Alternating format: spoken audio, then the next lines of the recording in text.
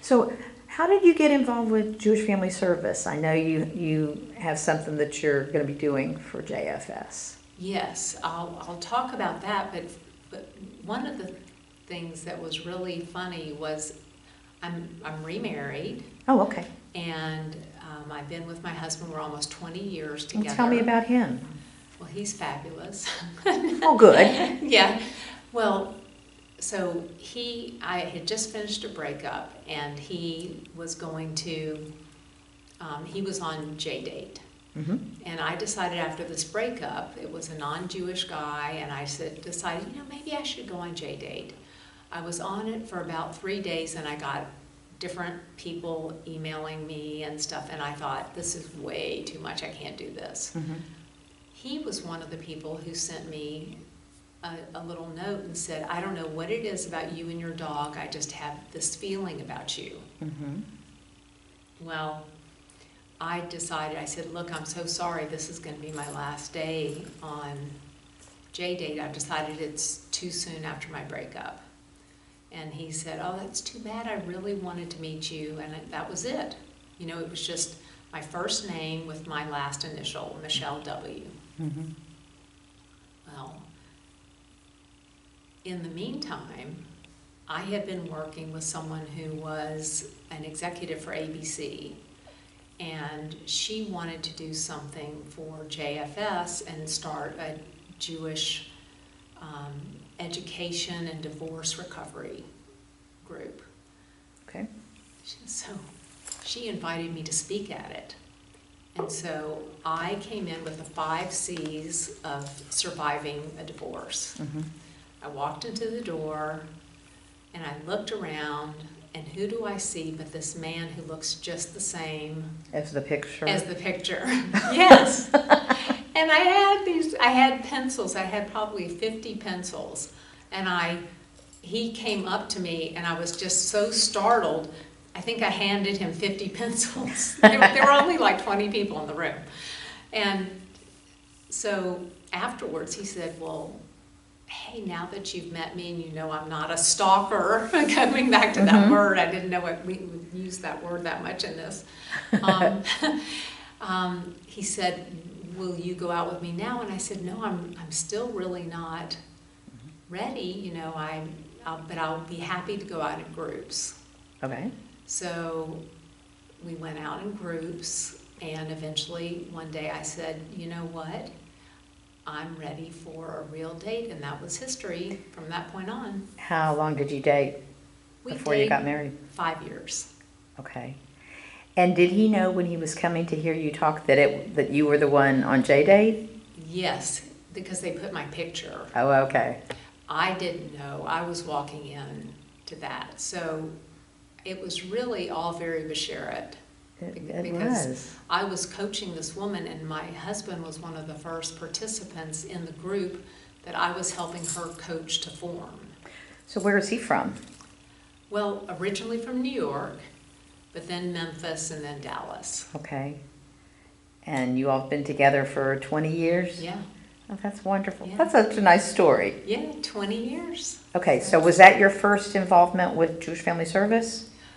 Or had you already been familiar with the agency? I had done some career workshops there before, and I had also done in their financial and career services, you can help people try to find jobs, Right. and I had also volunteered in that area before. Mm-hmm. So JFS has been very, very good to me. I got a husband. Coincidentally. I know, That's coincidentally. so nice. So your involvement with JFS has been going on for quite a while. It has, and going back to the my involvement with JFS, when I first got diagnosed with later stage breast cancer, at the time I couldn't work. I was dealing with very, toxic treatments. Mm-hmm. My husband was barely holding on to his job because we were going to so many doctor's appointments, radiations, Very treatments, demanding. procedures. So, money was tight. Mm-hmm. And I walked into JFS, and my counselor was Beth Bruto. I knew I needed help because cancer is not just a physical thing. It is very much an emotional and mental struggle. And it affects the whole family. And so I walked in, and I remember having the best session with her and just loving what she had to offer as a counselor. She does the breast cancer support groups, doesn't Yes, she? she does. Yes. Yes, she does. I walked out, and I went to the checkout stand, and I said, "How much do I owe?" She said, "Oh, you don't owe anything." And I said, "What do you mean I don't owe anything?" Well, I went back and just knocked on the door lightly to ask Beth about what was going on. And she said, "Michele, a woman, Ann Rosenberg, has given a grant to all women going through breast or ovarian cancer where they don't have to pay for counseling services." And it just, it touched my heart so greatly, because we couldn't really afford at that time, with me not working and with him he almost did lose his job because of how much he was out.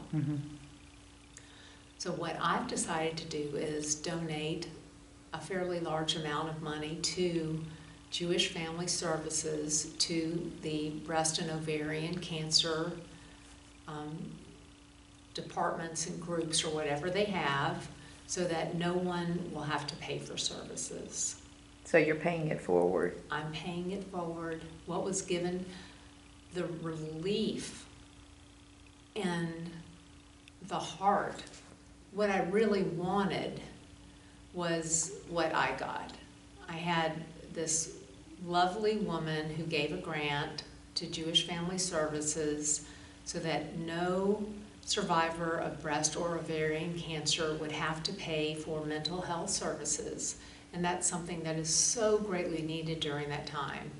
So what I decided to do was to give my own sizable donation to Jewish Family Services so that I could pay it forward, and no one would have to worry about the finances that are involved, especially during a time of such strife when you're dealing with health issues. So that is kind of what kind of closed the loop on my JFS experience, to have been the recipient of such generosity and heart and love, and then to give back. That's wonderful. Have they already started doing that, or is it something that's in the works? It's something that's in the works. That's